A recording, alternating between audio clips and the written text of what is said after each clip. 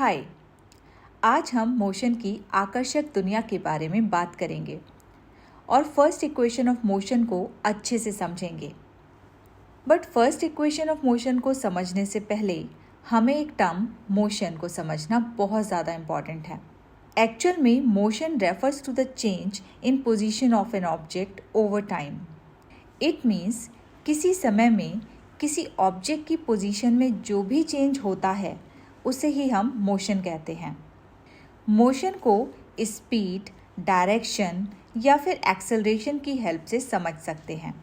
Motion is fundamental concept in our everyday lives.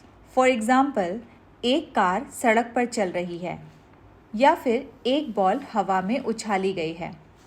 ऐसे ही बहुत सारे एग्जाम्पल्स हैं जहां हम मोशन को देख सकते हैं।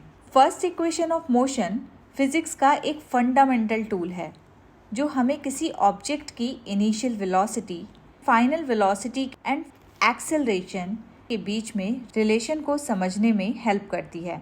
अब देखिए, जो भी टर्म्स हमने यहाँ पर लिखी हैं, इन सब की यूनिट को भी डिस्कस कर लेते हैं। Initial velocity it means small u की यूनिट होती है मीटर पर सेकेंड।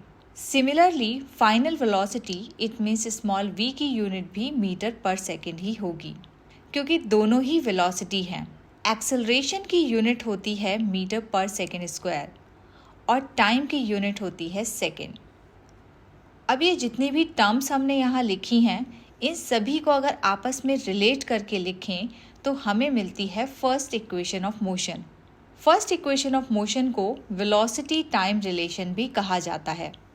चलिए अब फर्स्ट इक्वेशन ऑफ मोशन के मैथमेटिकल एक्सप्रेशन को भी अच्छे से समझ लेते हैं। इस इक्वेशन के डेरिवेशन को समझने के लिए हमें एक ग्राफ की हेल्प लेनी होगी। डायग्राम में ग्राफ पेपर पे आपको दिख रहा होगा कि यहाँ दो एक्सिस x एंड y हैं। x एक्सिस को हमने टाइम से रिप्रेजेंट किया है और y एक्सिस को रिप्रेजेंट किया है वेलोसिटी से। अब अगर स्टार्टिंग में टाइम की वैल्यू 0 है और कोई ऑब्जेक्ट a पॉइंट पर रखा हुआ है तो यहाँ पर उस ऑब्जेक्ट की इनिशियल वेलोसिटी को हम मानेंगे स्मॉल u। इनिशियल वेलोसिटी का मतलब होता है किसी ऑब्जेक्ट की स्टार्टिंग पॉइंट पर वेलोसिटी, जहाँ से ऑब्जेक्ट चलना स्टार्ट करता है। अब अगर कोई ऑब्जेक्ट पहले a पॉइंट पर था और चलते चलते वो b पॉइंट पर आ गया तो इस केस में b पॉइंट पर उसकी फाइनल वेलोसिटी होगी स्मॉल v।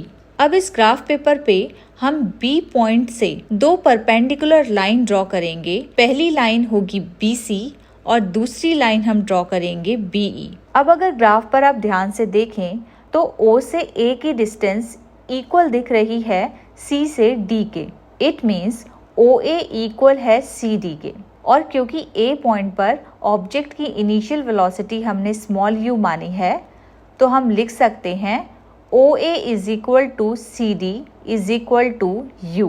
सेम ऐसे ही अगर आप B पॉइंट को ध्यान से देखेंगे तो OE और BC लाइन आपस में इक्वल दिख रही हैं और क्योंकि B पॉइंट पर ऑब्जेक्ट की फाइनल वेलोसिटी हमने V मानी है तो OE और BC इक्वल होंगी स्मॉल v की। अब ग्राफ पेपर पे हम एक और लाइन ड्रॉ करेंगे AD। ये AD लाइन पैरेलल है OC के। ग्राफ पर आपको ग्रीन कलर से AD और OC ये दोनों लाइंस दिख रही होंगी। अब क्योंकि OC x एक्सिस पर है और ये टाइम को रिप्रेजेंट करती है और OC और AD आपस में दोनों लाइन इक्वल दिख रही हैं तो हम लिख सकते हैं OC equal to AD is equal to small t।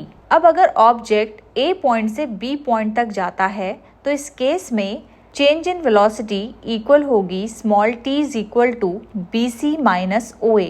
यहाँ पर चेंज इन वेलोसिटी का मतलब है फाइनल और इनिशियल वेलोसिटी में डिफरेंस। ग्राफ पर अगर आप ध्यान से देखेंगे तो फाइनल वेलोसिटी वाली लाइन BC है और इनिशियल वेलोसिटी वाली लाइन OA है। इन दोनों को अगर हम माइनस करेंगे तो हम चेंज इन वेलोसिटी निकाल सकते हैं। अब क्योंकि ग्राफ पेपर पे हमने देखा कि OA और CD आपस में इक्वल हैं तो हम OA के प्लेस पर CD रख सकते हैं।